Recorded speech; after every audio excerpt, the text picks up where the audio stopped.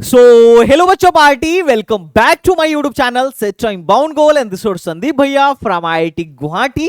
And guys, जो लोग UP के कॉलेजों में एडमिशन लेने वाले हैं, खासकर AKTU, HBTU and triple M UT Gorakhpur में, भाई अब आप सजग हो जाइए क्योंकि इनकी काउंसलिंग प्रक्रिया शुरू होने वाली है। और मजे की बात है कि एडवांस के रिजल्ट से पहले ही एचबीटीयू का रजिस्ट्रेशन डेट और काउंसलिंग डेट जो है ऑलरेडी अनाउंस हो चुका है। तो गाइस, आज के वीडियो में हम बात करने वाले हैं खासकर एचबीटीयू के बारे में। आगे आने वाली वीडियोस में एकेटीयू और ट्रिपल एम यूटी के काउंसलिंग प्रक्रिया में भी डिटेल डिस्कशन होगा, पर आज की वीडियो है एचबीटीयू कानपुर, मतलब मदर ऑफ आईआईटी कानपुर बोल सकते हो, क्योंकि आईआईटी कानपुर की शुरुआत यहीं से हुई थी। और गाइस, इस वीडियो में मैं डिटेल में डिस्कस करूंगा कि इस साल एडमिशन की प्रक्रिया क्या है, क्या मेजर और माइनर चेंजेस हैं और क्या कट ऑफ जा सकती है। कट ऑफ मतलब जाने की क्या पॉसिबिलिटी है, पिछले साल किस राउंड में क्या कट ऑफ गई थी, वो भी कैटेगरी वाइज डिस्कस करूंगा। और सबसे मजे की बात है कि एक सेफ स्कोर इस बार एचबीटीयू का क्या रहने वाला है, एचबीटीयू के लास्ट 2 ईयर का प्लेसमेंट क्या है, प्लेसमेंट क्या था, और स्पॉट काउंसलिंग में किस रैंक तक एचबीटीयू कानपुर में एडमिशन हो जाता है। इन सब पर एक डिटेल डिस्कशन होने वाला है। वीडियो बहुत खास होने वाली है उन बच्चों के लिए जो यूपी में एडमिशन लेना चाह रहे हैं, खासकर एचबीटीयू जैसे कॉलेजेस में, और इसको हम कंपेयर करके भी देखेंगे बाकी के कॉलेजों से। तो चलो बच्चा पार्टी, शुरू करते हैं एचबीटीयू कानपुर का कंप्लीट एडमिशन प्रोसेस। अगर मैं एचबीटीयू काउंसलिंग 2025 की बात करूं तो इन लोगों ने ऑलरेडी, जो अभी वैसे तो ऑफिशियल नोटिस नहीं डाला है, लेकिन बहुत सारी न्यूज में भी ये आने लगा है कि एचबीटीयू जो है 20 मई से अपना रजिस्ट्रेशन स्टार्ट करेगा। जैसे फॉर एग्जांपल आप यहां पर देख सकते हो कि एचबीटीयू में प्रवेश के लिए 20 तारीख से शुरू होगा रजिस्ट्रेशन। एंड और भी लोगों का यही कहना था कि 20 से एचबीटीयू की काउंसलिंग शुरू होने वाली है। अब काउंसलिंग कब से शुरू होगी ये तो जान गए, लेकिन कैसे होगा मैं आपको पहले बताता हूं। सबसे पहले 20 तारीख से, या जब भी इनका फॉर्म आए, तो हमें सबसे पहले रजिस्ट्रेशन करना पड़ेगा। और रजिस्ट्रेशन चार्ज हमारा है 2500 रुपए का। रजिस्ट्रेशन के बाद आपको क्या करनी पड़ेगी, प्रॉपर काउंसलिंग करनी पड़ेगी, चॉइस फिलिंग से लेके मतलब सब कुछ। लगभग इनकी जो काउंसलिंग है, लगभग 3 नॉर्मल राउंड का, एक इंटरनल स्लाइडिंग का, एक एडिशनल राउंड और एक स्पॉट राउंड। ये टोटल इतने राउंड्स होंगे, ये पूरे काउंसलिंग हैं। और बाकी आपको पेमेंट करके फिजिकल रिपोर्टिंग करनी होगी। किसी भी काउंसलिंग में मेजर 3 पार्ट होता है। पहला, रजिस्ट्रेशन करो, जो कि काउंसलिंग में बैठने से पहले करना होता है। इसमें जो भी आप पैसा भरते हैं वो नॉन रिफंडेबल होता है। उसके बाद आप उसकी प्रॉपर काउंसलिंग करो, जितने भी राउंड की काउंसलिंग है, और लास्ट में उसकी बाकी का पेमेंट करके फिजिकल रिपोर्टिंग करो। कोई भी एक भी अगर आप स्टेप मिस करोगे तो आपका एडमिशन नहीं हो पाएगा। हर एक स्टेप बहुत इंपॉर्टेंट है, और हर एक स्टेप के लिए आपको टाइम टू टाइम अवेयर रहना बहुत जरूरी है। अगर आप अवेयर नहीं रहोगे तो वहीं पर आपका पत्ता कट। और अगर आप अवेयर रहना चाह रहे हो तो एसटीबीजी एकेडमी, जो हमारा चैनल है, इसको आप पहले सब्सक्राइब कर लो, हमारे ऐप को भी डाउनलोड कर लीजिएगा। और हमने एक व्हाट्सएप चैनल भी बनाया है अपडेट के लिए, आप उसको भी क्या कर लीजिएगा, ज्वाइन कर लीजिएगा। क्योंकि ऑलरेडी जो बच्चे ज्वाइन कर चुके हैं, फ्री का व्हाट्सएप चैनल है, उनको सब कुछ टाइम टू टाइम पता चलते रहता है। लेकिन जो नहीं ज्वाइन किए हैं, लास्ट में वो आके यही बोलेंगे, भैया हमको तो पता ही नहीं चला, है ना। तो ये चीज नहीं होनी चाहिए। तो चलो बच्चा पार्टी, बात करते हैं। और अगर आप एचबीटीयू काउंसलिंग में बैठना चाहते हो तो आपके 55% एग्रीडिगेट होना चाहिए। किसमें, क्लास 12th में। एंड अगर आप SC ST या बाकी किसी कैटेगरी से बिलोंग करते हैं, इन सारी कैटेगरी से, तो 50% एग्रीडिगेट में भी काम चल जाएगा। अब बात करते हैं कौन कौन एचबीटीयू में अप्लाई कर सकता है। यूपी वाला अब ही अप्लाई करेगा या बाहर वाले भी अप्लाई कर सकते हैं। तो मजे की बात यह है कि जो बच्चा यूपी का है वो भी अप्लाई कर सकता है, अदर स्टेट वाले भी। मैं इसीलिए हाईलाइट करके बात बोल रहा हूं क्योंकि अदर स्टेट वालों को लगता है कि यूपी के कॉलेजों में एडमिशन शायद हमारे लिए नहीं होगा, लेकिन आप भी अप्लाई कर सकते हो। और 5% जो सुपर न्यूमररी सीट्स हैं आपके लिए स्पेशल बढ़ाए गए हैं। 2 साल पहले, मतलब अब से 2-3 साल पहले तक एचबीटीयू में अदर स्टेट के लिए कोई सीट ही नहीं था और ना ही कोई एडमिशन होता था। लेकिन अब क्या हुआ है, अदर स्टेट वालों के लिए 5% सुपर न्यूमररी सीट्स रख दिया गया है। मतलब उस 5% सीट में सिर्फ अदर स्टेट का एडमिशन होगा, होम स्टेट का एडमिशन नहीं होगा। आप इस नियम को समझिएगा। ऑल इंडिया AK2 में ये चीज नहीं है। AK2 में 85% अपने लोगों के लिए रिजर्व्ड है और 15% सीट ओपन है ऑल इंडिया कोटे में। वहां वो अदर स्टेट का कोई रिजर्वेशन नहीं है, पर मजे की बात है कि यहाँ पे अदर स्टेट का रिजर्वेशन है। और कितना खर्चा लगता है AK2 HBDU की काउंसलिंग में, तो 2500 तो आपका नॉन रिफंडेबल रजिस्ट्रेशन फीस है, और अगर आपको सीट मिलती है तो आपको सीट एक्सेप्टेंस फीस 75,000 रुपए देना पड़ता है। तो इतना पैसा आप तैयार रखिएगा, अगर आपको सीट मिलती है तो आपको देना पड़ेगा। और अगर आप SC ST हैं तो थोड़ा पैसा कम हो जाएगा, 40% में भी आपका काम बन जाएगा। अब कौन लोग यूपी में है, तो जिन्होंने 12th यूपी से किया है, और अगर आपने 12th आउटसाइड यूपी से किया है और आपके पेरेंट्स जो हैं यूपी के डोमिसाइल हैं, आप मान लो 12th भी यूपी से किए हो और आपका डोमिसाइल भी यूपी का है, तब तो आपको होम स्टेट यूपी का कोटा मिलेगा ही। लेकिन अगर आप 12th बाहर से मान लो कर लेते हो और आपके पेरेंट्स यूपी के रहने वाले हैं, तो भी आपको होम स्टेट कोटा मिलेगा, आपको ज्यादा घबराने वाली बात नहीं है। लेकिन अगर कोई 12th बाहर से किया है और पेरेंट्स भी बाहर के हैं, तो भी वो एडमिशन ले सकता है इन 5% सीटों पर। डिफेंस पर्सन के लिए खास बात है जो आपको याद रखनी है कि अगर आप डिफेंस पर्सन हैं, आप यूपी के नहीं भी हैं लेकिन आप सेटल्ड हो गए हैं यूपी में, या फिर अगर आप पोस्टेड भी हैं यूपी में, आप हो सकता है किसी और स्टेट के हो, लेकिन अगर आपकी पोस्टिंग अभी यूपी में है तो भी आप होम स्टेट का बेनिफिट ले सकते हो, कोई दिक्कत नहीं है। अब बात कर लेते हैं TFW, किसका किसका फीस माफ होने वाला है। तो जो बच्चे यूपी के हैं और पेरेंट्स की इनकम मोटा मोटी अबाउट अप्रोक्सीमेटली 6 लाख से कम है, तो आप TFW सीट के लिए अप्लाई कर सकते हो। 5% सीट जो है TFW स्कीम के अंदर है, लेकिन उसके लिए आपका डोमिसाइल होना जरूरी है, पहला। और दूसरा, अगर आप SC ST गर्ल हो तो SC ST गर्ल के लिए 2 सीटें हर प्रोग्राम में फुल फीस वेबियर वाली हैं, मतलब हर प्रोग्राम की 2 सीटों में SC ST गर्ल का फीस माफ हो जाता है। तो ये रहा कि कौन अप्लाई कर सकता है और कौन अप्लाई नहीं कर सकता है। अब थोड़ा सा अपन आगे चलते हैं और बात करते हैं कौन कौन से कोर्सेज हैं। तो देखो 2 तरीके के कोर्सेज हैं और दोनों के लिए अलग अलग अप्लाई करना पड़ेगा। बीटेक करना है तो आप अलग से अप्लाई करिए, और BSMS करना है क्योंकि इन्होंने डेटा साइंस में मैथमेटिक्स डिपार्टमेंट के अंदर यहाँ पे डेटा साइंस में BSMS प्रोग्राम भी स्टार्ट हुआ है, इसके लिए आपको अलग से अप्लाई करना पड़ेगा। पिछले साल तक तो अलग अलग ही दोनों डिपार्टमेंट ने अपना एडमिशन कराया था, अगर इस साल एक साथ करा लें तो बढ़िया है, फिर तो बच्चों के लिए मजा ही आ जाए और आसान हो जाएगा, क्योंकि 2 बार रजिस्ट्रेशन चार्ज देने से बढ़िया है एक ही बार रजिस्ट्रेशन चार्ज दिया जाए। पर अब उनका अपना मैकेनिज्म है, उनकी अपनी गणित है, शायद अपना बन नहीं पा रही हो या जो भी रीजन हो, इस वजह से वो दोनों डिपार्टमेंट अपना अलग अलग एडमिशन करा रहे हो। बाकी अगर मैं फीस की बात करूं तो BSMS में टोटल 38 सीट है और फीस कम है, 80,000 पर सेमेस्टर है, 3 लाख में आपका BSMS मोटा मोटी हो जाएगा। अगर मैं बीटेक की बात करूं तो 912 सीट है टोटल सारे ब्रांच को मिलाकर, फीस बहुत महंगा है, 1,35,000, और पहले साल में है सब कुछ लेके, और बाकी के second year, third year, fourth year में 1,27,000 लगेगा।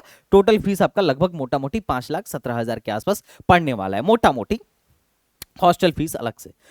नेक्स्ट बात करते हैं एक इंपॉर्टेंट चीज, अगर आप एक अच्छे काउंसलर की तलाश में और आपको नहीं समझ में आ रहा है कि आपके रैंक पर क्या बेस्ट हो सकता है, आप चाहते हो कि भैया यार आपको तो मैं यहां पर बहुत देख चुका, अब मैं चाहता हूं कि आप थोड़ी मेरी हेल्प कर दो, पर्सनली मेरे को गाइड कर दो, आप मेरी चॉइस फिलिंग बनाओ, आप मेरी काउंसलिंग कराओ, आप ही सब करो, बताओ कि मेरे करियर के लिए क्या बेस्ट है, कौन सा कॉलेज सेलेक्ट करूं, कौन सा ब्रांच सेलेक्ट करूं, मैं बड़ा कंफ्यूजन में हूं, मेरे को एक बड़े भाई की रिक्वायरमेंट है जो मेरे कंफ्यूजन को दूर कर सके। तो उसका बहुत ही सिंपल सॉल्यूशन है STBZ, नंबर 1 काउंसलिंग प्लेटफॉर्म। और मजे की बात यह है कि आप गूगल पे जाओ और STBZ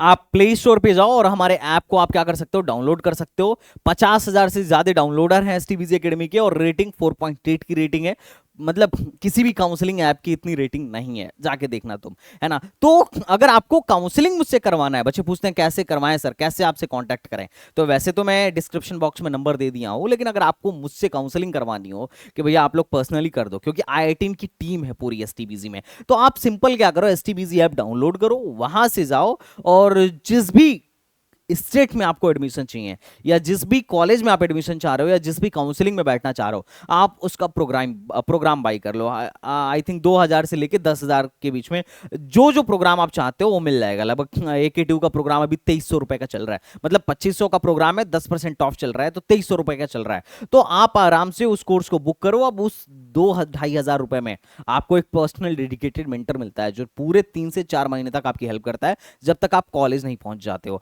और मैं तो आपके साथ हूं ही, आपके हर एक मोमेंट पे संदीप भैया आपके साथ हैं। मतलब तुम्हें तुम्हारे कॉलेज तक छोड़ के आऊंगा, उसकी तुम टेंशन मत लो। ओके, तो आप यहां से जाके STBG का प्रोग्राम भी बाई कर सकते हो। और अभी जो प्रोग्राम बाई कर रहा है उसको अभी 10% का अपन लोग ऑफ भी दे रहे हैं। ये ध्यान देना, हमारे यहाँ ऑफर बड़ा कम आता है क्योंकि हमारी सीटें बड़ा फ्रिक्वेंटली भरती हैं। तो काउंसलिंग जब स्टार्ट होगा ना यार, तो इतना ज्यादा बच्चा आ जाएगा कि फिर ऑफर वगैरह तो छोड़ो, हमें प्राइस तक बढ़ानी पड़ जाती है। और कई बार तो कोर्स भी बंद क्लोज करना पड़ता है क्योंकि बच्चे बहुत ज्यादा हो जाते हैं और टाइम बहुत कम रहता है चॉइस फिलिंग का। तो आप पहले से बुक करके रखना, वरना बाद में तो फिर रश हो जाएगा। ओके, आगे बढ़ते हैं और देखते हैं सीट मैट्रिक्स। तो देखो यार, ये कौन सी ब्रांच में कितनी सीट्स हैं, तो आप देखोगे लेदर में थोड़ी कम सीट है 31। बाकी केमिकल टेक्नोलॉजी के अंदर जितनी भी सीटें हैं, जितने भी ब्रांचेज हैं, सबके अंदर 63 सीट हैं। और बाकी CSE में 81, बाकियों में 80 81 80 81 करके सीट्स है। अगर मैं सीट मैट्रिक्स को थोड़ा डिटेल में देखूं तो आप यहां पर देखो, आप यहां देखोगे बहुत ध्यान से, ये अदर स्टेट का है। जैसे मतलब 50% सीटें ओपन है, 27% सीट OBC के लिए रिजर्व्ड है। उसमें भी OBC girl, arm forces, freedom fighter और हैंडीकैप्ड का अलग से रिजर्वेशन है। और 21% सीट SC के लिए रिजर्व्ड है और 2% सीट ST के लिए रिजर्व्ड है और 10% सीट जो है EWS के लिए रिजर्व्ड है। और मजे की बात यह है कि टोटल सीट का 5% सीट हर ब्रांच में, लगभग 2-3 सीट जो है TFW स्कीम के अंदर आती है। अगर आपको TFW सीट मिलती है तो कोई भी ट्यूशन फीस चार्ज नहीं किया जाएगा। ट्यूशन फीस के अलावा जो बाकी के फीस हैं वही चार्ज किए जाएंगे। अब अगर मैं बात करूं तो अदर स्टेट के लिए भी रिजर्वेशन है। आप यहां पर देखो, अदर स्टेट के लिए ओपन में 2 सीट है, CSE में BC कैटेगरी का 1 सीट है, SC और ST का कोई सीट नहीं है। ठीक है, तो आपको ये जो अदर स्टेट वाले हैं, आपको परेशान नहीं होना है, आपकी भी कैटेगरी इधर लगेगी। लेकिन आपको देखना पड़ेगा कि आप जिस ब्रांच में इंटरेस्टेड हो उस ब्रांच में कितनी सीट है। टोटल इस साल 912 सीटों पर एडमिशन होना है HBTU कानपुर में। ओके बच्चों पार्टी, चलो अपन लोग आगे बढ़ते हैं। अब बात करते हैं फीस स्ट्रक्चर की। तो ये है ट्यूशन फीस 75,000 रुपए। अगर आपको FW शीट मिलती है तो ये पूरा का पूरा 75,000 आपका माफ हो जाएगा। टोटल सब कुछ ले दे के आपकी फीस पड़ेगी 1,35,000। और हॉस्टल वगैरह की फीस थोड़ी सी महंगी है, लगभग अभी फर्स्ट ईयर में आपका मेस वगैरह मिला के 63,000 आपका मोटा मोटी पड़ने वाला है। तो आप यहां पर देख सकते हो कि टोटल कितनी फीस पड़नी है। और सेकेंड ईयर से जो आपकी फीस है वो लगभग 1,27,500 रुपए पड़ेगी सेकेंड ईयर से। थर्ड ईयर में भी 1,27,500, फाइनल ईयर में भी 1,27,500, टोटल 5,17,500 रुपए में आपका काम बन जाएगा। तो ये है मोटा मोटी HBTU का फीस स्ट्रक्चर, जहां पर आपको इतना खर्चा करना पड़ेगा अगर आप यहां से बीटेक करना चाहते हो तो। अब भैया जब इतना पैसा लगा ही रहे हैं तो थोड़ा प्लेसमेंट के बारे में बता दो। तो देखो यार, पिछले कुछ सालों में थोड़ा सा प्लेसमेंट HBTU का घटा है और तुम्हें भी बताया कि रिसेशन पीरियड चल रहा है। बाकी अगर मैं बताऊं तो यहां पे देखो, CSE में एलिजिबल 73 बच्चे थे और उसमें से मात्र 56 ऑफर मिला। अब देखो, जितने बच्चे थे और जितना ऑफर मिला, अब मान लो 56 लोगों को ऑफर मिला, इसका मतलब ये नहीं है कि 56 लोग प्लेस्ड हो गए। ऐसा बिल्कुल पॉसिबल है कि 56 से कम लोग प्लेस्ड हुए होंगे, क्योंकि ये यूनिक नंबर ऑफ ऑफर नहीं था, समझ रहे हो? मतलब एब्सोल्यूट ऑफर नहीं है, ये टोटल ऑफर है। अब इसी तरीके से IT में 78 लोग थे और 67 ऑफर मिला। अब 67 ऑफर का मतलब यह है कि 67 से भी कम लोग प्लेस्ड हुए होंगे। और इस तरीके से आप यहां पर देख सकते हो। तो कुछ कुछ ब्रांचेज में, जैसे बायो इंजीनियरिंग में 24 लोग थे और मात्र 6 ऑफर आया। लेदर में 17 लोग थे, मात्र 6 ऑफर आया। लेकिन वहीं अगर आप पेंट में देखोगे तो 40 लोग थे और 38 ऑफर आया। तो पेंट में ऑफर सही है। ऑयल में भी 26 लोग थे और 26 ऑफर आया, ये भी ऑफर मतलब परसेंटेज प्लेसमेंट सही है। प्लास्टिक में 34 लोग थे, 24 ऑफर आया। केमिकल में अच्छा है, केमिकल के लिए एचबीटीयू कानपुर आज से नहीं बहुत पहले से फेमस है कि 75 लोग थे और 78 ऑफर आया। तो केमिकल के लिए बड़ा ही मशहूर कॉलेज है। तो अगर आप केमिकल में इंटरेस्टेड हो तो आप यहां पर डेफिनेटली जा सकते हो, क्योंकि परसेंटेज प्लेसमेंट बहुत अच्छा है। इनफैक्ट मैकेनिकल में भी बच्चों से ज्यादा ऑफर आए हैं, 63 लोग थे और 65 ऑफर आए। तो कुछ कुछ ब्रांचेज में आप प्लेसमेंट आपको बड़ा ही अनएक्सपेक्टेड और बड़ा ही बढ़िया देखने को मिलेगा। अगर 2024 का डेटा देखा जाए तो इनके हिसाब से 642 ऑफर आया है। ओवरऑल 85% बच्चे प्लेस्ड हुए हैं। हाईएस्ट पैकेज ऑन कैंपस जो इन्होंने अभी तक इन्होंने बताया है 32 एलपीए है, और एवरेज पैकेज जो है इस कॉलेज का 7 एलपीए है। बहुत ही मतलब एक ठीक ठाक प्लेसमेंट स्टैटिक्स आपको यहां पर देखने को मिल जाएगा। अगर मैं सेम 2022 का बात करूं ना, एक एक ब्रांच का परसेंटेज प्लेसमेंट और क्या एवरेज पैकेज है, जो प्लेस्ड हुए हैं मैं सिर्फ उनका एवरेज निकाला हूं, ध्यान से सुनिए। जो प्लेस्ड हुए हैं सिर्फ उनका एवरेज, और जो प्लेस्ड हुए हैं एब्सोल्यूट, मतलब ये जो परसेंटेज प्लेसमेंट देख रहे हो कितने बच्चे थे और उसमें से कितने प्लेस्ड हुए, या एब्सोल्यूट नंबर ऑफ ऑफर कितना था, उसके हिसाब से हमने परसेंटेज प्लेसमेंट कैलकुलेट किया था। और जब आप इसे देखोगे तो देखोगे कि कंप्यूटर साइंस में लगभग 12 लाख तक का एवरेज पैकेज आपको देखने को मिल गया था 2022-23 में। इलेक्ट्रॉनिक्स में 8.9 के आसपास, आईटी में 11.66 के आसपास का एवरेज पैकेज देखने को मिल गया था। केमिकल और मैकेनिकल में भी आपको परसेंटेज प्लेसमेंट और एवरेज पैकेज अच्छा खासा देखने को मिलेगा। मजे की बात यह है कि केमिकल में 84% बच्चे प्लेस्ड हो गए थे, जो कि इनमें से सबसे ज्यादा है। मतलब केमिकल में और पेंट में लगभग 91% बच्चे प्लेस्ड हो गए थे। तो पेंट जैसे ब्रांच में भी प्लेसमेंट स्टैटिक्स आपको ठीक ठाक देखने को मिलेगी। ये बड़ा ही नॉमिनल सा क्वेश्चन रहता है बच्चों का कि भैया ये जो नीचे की ब्रांचेज हैं, bio engineering, oil, plastic, paint, food और लेदर, ये क्या लेने लायक हैं, क्या अपने को लेना चाहिए? तो अगर मोटा मोटी तुम पेंट वगैरह का पिछले 2-3 साल का प्लेसमेंट देखो तो तुम्हें लगेगा भाई पेंट में अच्छा प्लेसमेंट हो रहा है, प्लास्टिक में भी ठीक ठाक प्लेसमेंट हो रहा है, और केमिकल में तो कोई क्वेश्चन मार्क है ही नहीं। तो नीचे के ब्रांचेस को भी बच्चे प्रिफर करते हैं। एचबीटीयू एक इंडस्ट्रियल एरिया है और यहां पर मतलब लेदर वगैरह की बहुत सारी फैक्ट्रीज हैं, तो यहां से इनको इंटर्नशिप मिलना, प्लेसमेंट्स मिलना थोड़ा इजी है। तो एचबीटीयू में कोर ब्रांचेस में भी प्लेसमेंट अच्छा खासा होता है, मैकेनिकल वगैरह इन सारी चीजों में। ओके, एनीवेज, तो ये परसेंटेज प्लेसमेंट, एवरेज पैकेज और हाईएस्ट पैकेज देख के तुम्हें समझ में आ गया होगा। मैं जो ऑन कैंपस का डेटा इनके पास था उसके हिसाब से मैं बता रहा हूं। नेक्स्ट बात करते हैं रजिस्ट्रेशन और चॉइस फिलिंग के बारे में। तो देखो, जैसा कि आपको पता है ऑनलाइन रजिस्ट्रेशन मोस्ट प्रोबेबली 20 में या इसके बाद से स्टार्ट हो जाएगा। एंड रजिस्ट्रेशन करना है पहले, तो उसके बाद देखो कितने राउंड्स होंगे मैं क्लियर बताता हूं। देखो 3 तो नॉर्मल राउंड होंगे, 3 नॉर्मल राउंड होंगे, फ्लो चार्ट से मैं समझाता हूं। उसके बाद आपका एक ईआरपी रजिस्ट्रेशन होगा और इंटरनल स्लाइडिंग होगा। तो ये है आपका राउंड, मतलब ये भी एक राउंड ही मान लो। फिर उसके बाद है आपका एडिशनल राउंड और ये है आपका स्पॉट राउंड। तो ये जो 3 नॉर्मल राउंड होगा उसके बारे में बताता हूं। इन तीनों नॉर्मल राउंड में अगर आपको बैठना है तो रजिस्ट्रेशन आपको राउंड 1 में ही कराना पड़ेगा, बीच में घुस के रजिस्ट्रेशन नहीं होगा, पहला नियम।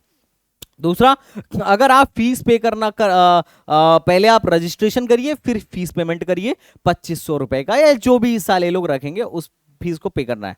फिर चॉइस फिलिंग करना है। चॉइस फिलिंग कैसे होगा, क्या होगा, वो मैं बताऊंगा, आने दो डेट, है ना। फिर आप चॉइस फिलिंग करोगे, उसके बाद ये लोग सीट अलॉट करेंगे। सीट अलॉटमेंट रिजल्ट आने के बाद से आपको क्या करना है, ये लोग, आपने चॉइस फिलिंग कर दिया, फिर आपकी ये सीट अलॉट होगी।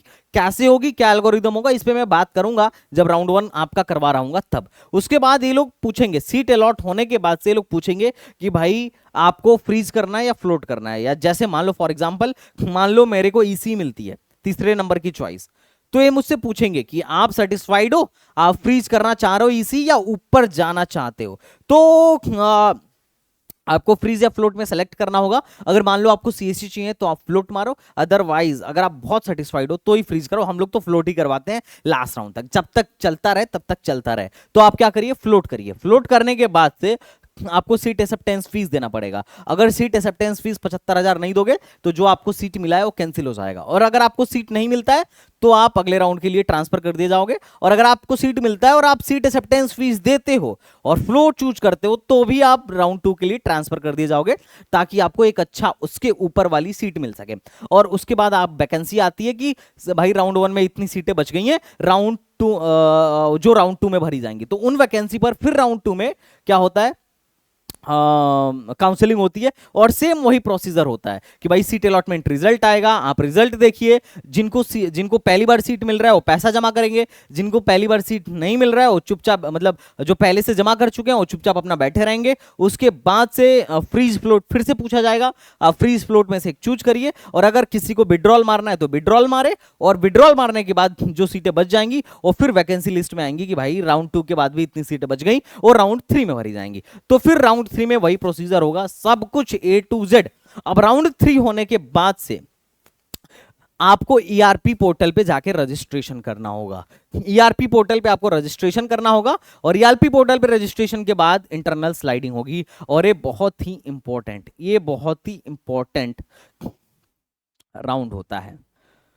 लास्ट ईयर मुझे एक याद है, एक पेरेंट्स थे, उनकी वीडियो भी मैं चलो कल डलवाता हूं, है ना। वैसे तो बहुत सारी हैं वीडियोस, लेकिन किस किस का डलवाऊं समझ में नहीं आता है। चलो उनका मैं कल डलवाता हूं। उनके बच्चे की रैंक 1 लाख से बाहर थी, और उनको पता है क्या मिला उनके बच्चे को मैकेनिकल मिला।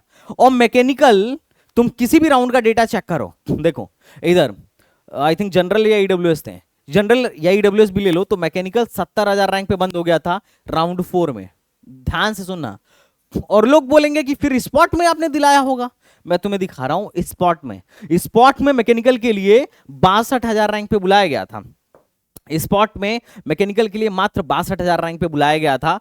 तो 62,000 से बढ़िया रैंक वाले को ही वो लोग मैकेनिकल दे रहे थे स्पॉट में। अब सोचो, ना तो उनको स्पॉट में मिला और ना ही नॉर्मल राउंड में मिला कैसे? वो मिला दिमाग से, इंटरनल स्लाइडिंग करा के। तो यही सब तो गणित है, यही सब तो यहीं पर काउंसलर बैठ के अपना गणित लगाता है, क्योंकि हम लोग को पता रहता है कि इंटरनल स्लाइडिंग में कौन से ईयर में कितना कहां तक गया था, और ये इंटरनल स्लाइडिंग में कहां तक अपन स्लाइड होके ऊपर पहुंचेंगे। क्योंकि मतलब दिस इज ये ऐसा प्रोसेस है ना कि अगर आप एक्सपीरियंस्ड हो, आपको समझ है, तो आप थोड़ा सा लो रैंक पे भी बढ़िया बाजी मार के लेके चले जाओगे। अब ये मैं नहीं बोल रहा हूं कि बहुत लो रैंक है और बहुत बढ़िया बाजी मार लोगे, लेकिन थोड़ा बहुत अप एंड डाउन हो रहा होगा ना, तो भी आप संभाल लोगे और एक बढ़िया आउटपुट निकल के आएगा। लेकिन अगर आप बेस्ट आउटपुट नहीं ले पा रहे हो तो फिर वहां दिक्कत है। तो तुम देखो 1 लाख रैंक पे, उनकी वीडियो में डलवा दूंगा, तुम देख लेना, लगभग 1 लाख के आसपास रैंक थी मेरे हिसाब से, तो उनको मिला था।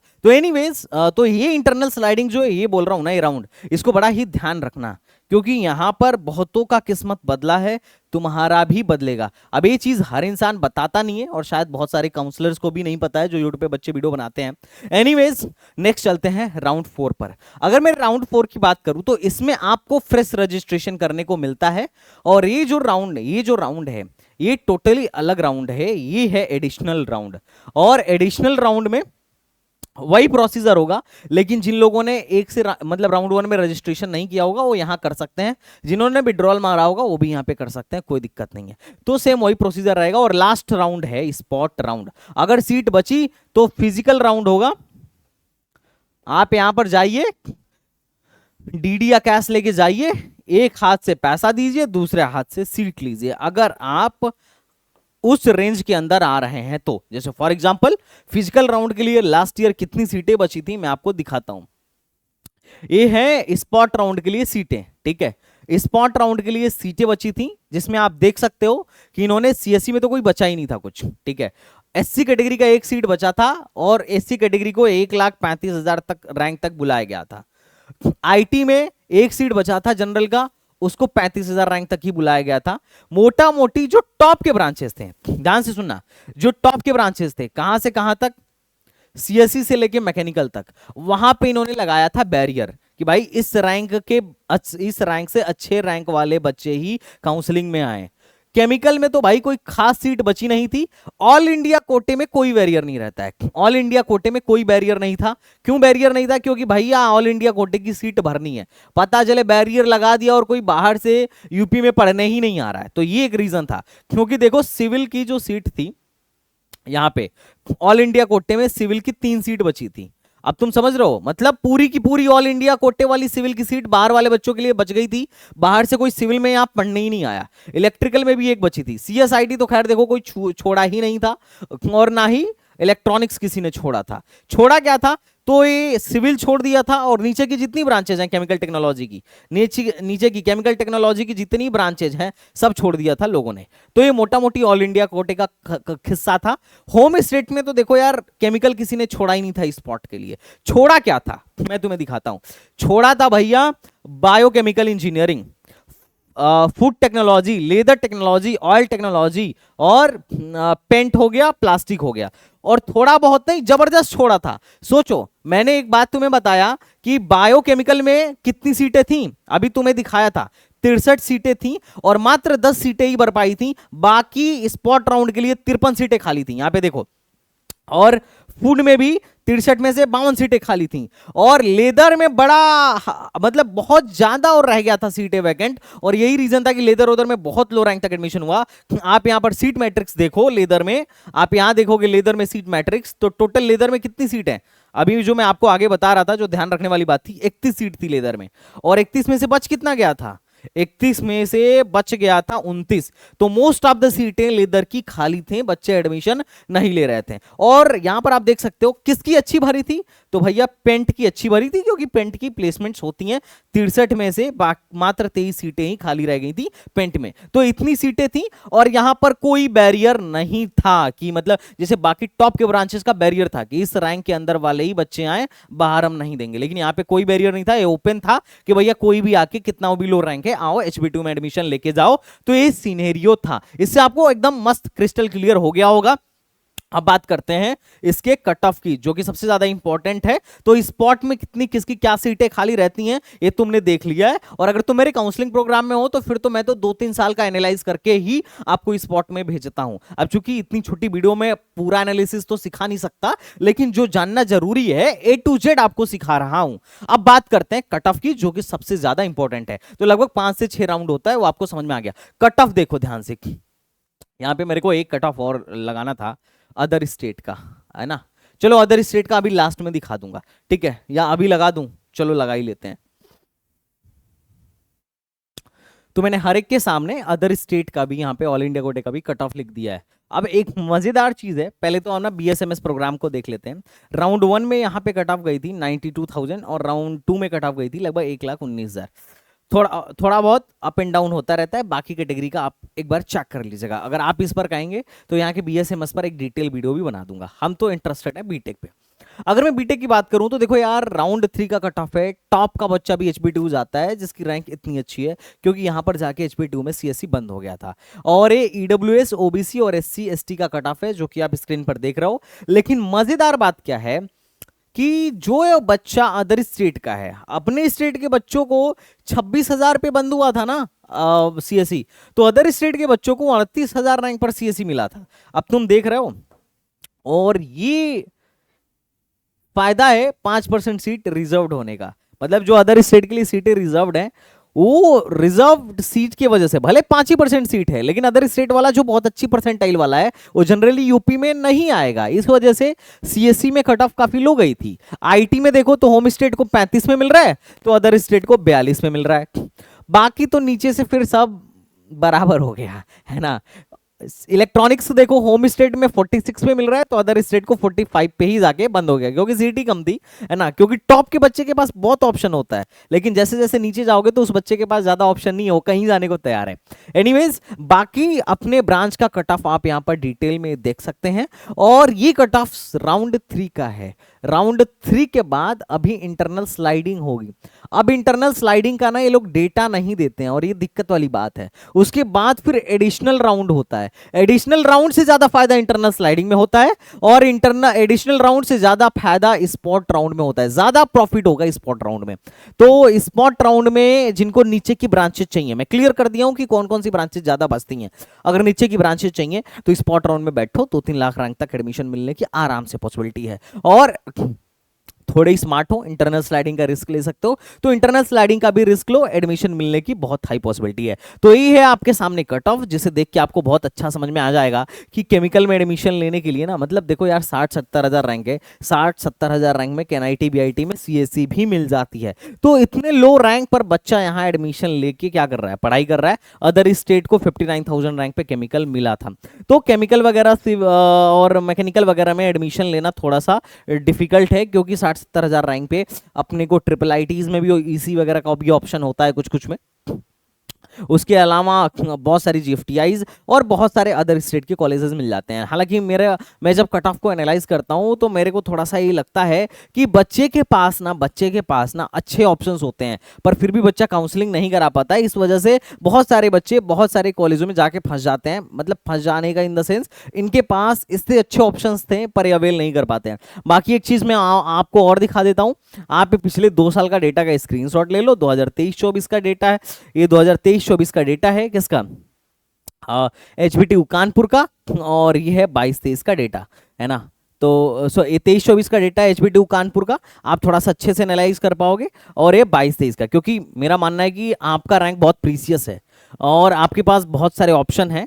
आप थोड़ा रिसर्च करके जाना, क्योंकि रिसर्च करके कॉलेज में एंट्री नहीं मारोगे तो हमेशा पछताओगे कि भैया मेरे पास ऑप्शन था और मैं उसको सही वे में यूटिलाइज नहीं कर पाया। इसके अलावा अगर कोई दिक्कत हो तो मेरे को बता देना, और नेक्स्ट किस टॉपिक पे किस कॉलेज पे वीडियो चाहते हो tell me and I will definitely explain everything. And तो चलो बच्चा पार्टी, मिलते हैं फिर नेक्स्ट वीडियो में, तब तक के लिए बाय बाय, टाटा एंड जय हिंद।